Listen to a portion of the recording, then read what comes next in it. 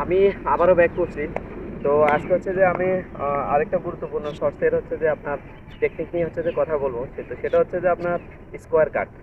Square কাটে আমরা হচ্ছে যে বিশেষ করি আমাদের যখন বলের পেসটা একটু বেশি থাকে, বিশেষ করে 140 এবং হচ্ছে যে 142 অথবা 138, 141, 139 এই স্পিডের বলগুলো হচ্ছে যে আমরা কি করি, আমরা একটা কমন মিস্টেক করে ফেলি। মিস্টেকটা হচ্ছে যে আমাদের কি করি আমরা যখন হচ্ছে যে স্কোয়ার কাট খেলতে যাই তখন হচ্ছে আমরা হচ্ছে যে ব্যাকলিফট একটু বেশি করে ফেলি। তো ব্যাকলিফট বেশি করার কারণে বলের ফেসটা আমরা অ্যাডজাস্ট করতে পারি না, এবং বলের ফেসটা খুব কুইক হওয়ার কারণে আমরা কি করতে পারি না, যখন ব্যাকলিফট বেশি করে যখন হচ্ছে আমি ব্যাটটা চালাই তখন সেই ক্ষেত্রে বলটা আমাকে কি করতেছে, বিট করতেছে, অথবা হচ্ছে যে বলটা কি করতেছে আমাকে ক্রস করে চলে যাচ্ছে। তো আমি যেটা বলটাকে কি করতে পারতেছি না, ফানিশ করতে পারতেছি না, মানে পানিশমেন্ট দিতে পারতেছি না। তো সেই ক্ষেত্রে আপনারা যেটা করবেন, আমি যেটা আপনাদের সাথে শেয়ার করবো সেটা হচ্ছে যে আপনারা হচ্ছে কম ব্যাকলিপ করবেন এবং হচ্ছে বলের ফেসটার সাথে হচ্ছে যে আপনাকে নিজেকে অ্যাডজাস্ট করবেন তখনই। কারণ বলটার ফেসটা যখন বেশি হবে তখন আপনি যদি ব্যাকলিপটা বেশি করেন তখন সেই ক্ষেত্রে বলটা আপনাকে বিট করে ফেলতে পারে, এবং বলটা কি করবে আপনাকে বিট করে হচ্ছে যে কিপারের কাছে চলে যেতে পারে। ইভেন আপনার হচ্ছে যে কি করবে, ওয়াচিংয়ে প্রবলেম করে ফেলতে পারে এবং আপনি বলটাকে ব্যাটে আনতে পারবেন। তো সেই ক্ষেত্রে আমি প্রথমে দেখাবো,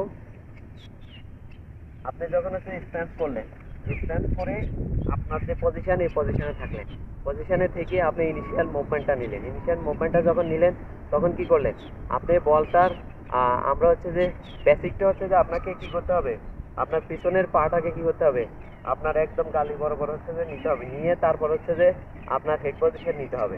হেড পজিশন নিয়ে বডিটাকে পুরো হচ্ছে যে ফ্রন্টে কি করতে হবে, আপনার হচ্ছে যে এই লেগ মানে বাম পায়ের উপরে হচ্ছে বডি বলটা দিয়ে দিতে হবে, দিয়ে তারপর হচ্ছে যে আপনাকে কি করতে হবে, বেসিকটা হচ্ছে যে এরকম যে আপনাকে পিচটা হচ্ছে যে বলার দিকে দেখাই দিতে হবে, দেখাই দিয়ে আপনি বলটা ওয়াচ করে দেখাই দিয়ে বলটা পিচ থেকে বলার দিয়ে দেখাই দিন, দেখাই দিয়ে ওয়াচ করে তারপর হচ্ছে যে ব্যাকলিফট করে এইভাবে এসে তারপর হচ্ছে যে আপনি কি করলেন, শটটা খেলে দিলেন।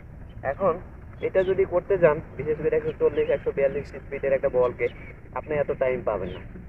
তো আপনাকে কি করতে হবে, ওই পেসের সাথে অ্যাডজাস্ট করার জন্য এবং সময় কম নেওয়ার জন্য কি করতে হবে, আমাদের কি করা যাবে না, আমরা ইনিশিয়াল মুভমেন্টে যেটা থাকবো সেটা থাকলাম, এবং স্ট্যান্ডে থেকে আমি ইনিশিয়াল মুভমেন্টে যখন আসবো তখন আমি আর হচ্ছে ওই পাটা কি করবো না, সামনে নেওয়া নিয়ে আমি টাইম নষ্ট করবো না, আমি আমার স্ট্যান্সে থাকবো।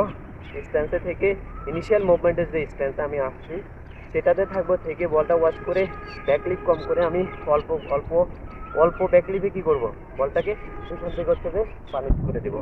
তাইলে কি হলো, আমার সময় কম হলে আমি জাস্ট হচ্ছে বলের ফেসটা কি করে ইউজ করে আমি বলটা কি করে বাউন্ডারি লাইনে অথবা হচ্ছে আমি সেফ জোনে খেলে আমি রান করব।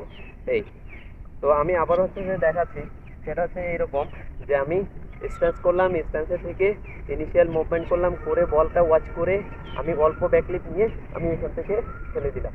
তখন আমার কি হবে, এই পায়ের সামনের ফ্রন্ট ফুটে যে পাটা, এই পায়ের উপরে শক্তি থাকবে না, সম্পূর্ণরূপে কি হবে, শক্তিটা নিব হচ্ছে যে বাম পা থেকে, আর বডি ওয়েটটা চলে যায় বাম পায়ের উপরে থেকে। আমি একটা ফ্লেক্সিবল কন্ডিশন থেকে কি করবো, একটা ফ্লেক্সিবল কন্ডিশন থেকে ফেলে দিব, এবং হচ্ছে যে আমি এটাকে হচ্ছে যে এইটাও ফেলে দিতে পারি ব্যাকফুটে, একটু ব্যাকফুটের পজিশন করে হচ্ছে যে আমি স্টার্টারের মধ্যে ব্যাটটা কি করতে পারি, সোজা এন জাস্ট ফেস বল ব্যাটটা সোজা এনে একটু ব্যাকলিপ কম করে জাস্ট একটু বলে ফেসটাকে ইউজ করে দিয়ে আমি রান করবো। তো ইনশাল্লাহ আপনারা হচ্ছে যে এই শ্যাডোটা একটু বেশি করবেন, আর ড্রিলটা যত বেশি করবেন, ড্রিল করার সময় আপনি খেয়াল রাখবেন আপনার পার্টনার যখন বল দিবে তখন শ্যাডোটা অবশ্যই করবেন। শ্যাডো না করলে হচ্ছে যে আপনি এটা হচ্ছে যে ভালোভাবে আপনি অ্যাডজাস্ট করতে পারবেন না। তো শ্যাডো ইনিশিয়াল মুভমেন্ট করলেন, করে আপনি হচ্ছে যে কম কম স্টেপ নিয়ে আপনি বলের শেষটাকে ইউজ করে খেলে দেবেন। এইখান থেকে হচ্ছে যে আপনি কি করলেন, শ্যাডো যত বেশি করলে আপনার হ্যান্ডসুইংটা বাড়লো, ওয়াচ করলেন, তারপর হচ্ছে যে আপনি হ্যান্ডসুইংটা বাড়াইলেন শ্যাডো করে করে, দেন হচ্ছে আপনি ড্রিল করলেন, ব্লক স্টেন্সে করতে পারেন, এবং মুভ করে ইনিশিয়াল মুভ করে বলটা দেখে তারপর হচ্ছে আপনি কম কম সময় নিয়ে এবং ব্যাকলিপটা কম করে আপনি বলের পেজটাকে শুধু টাচ করে যাচ্ছে, বলটাকে পেজটাকে ইউজ করলেন।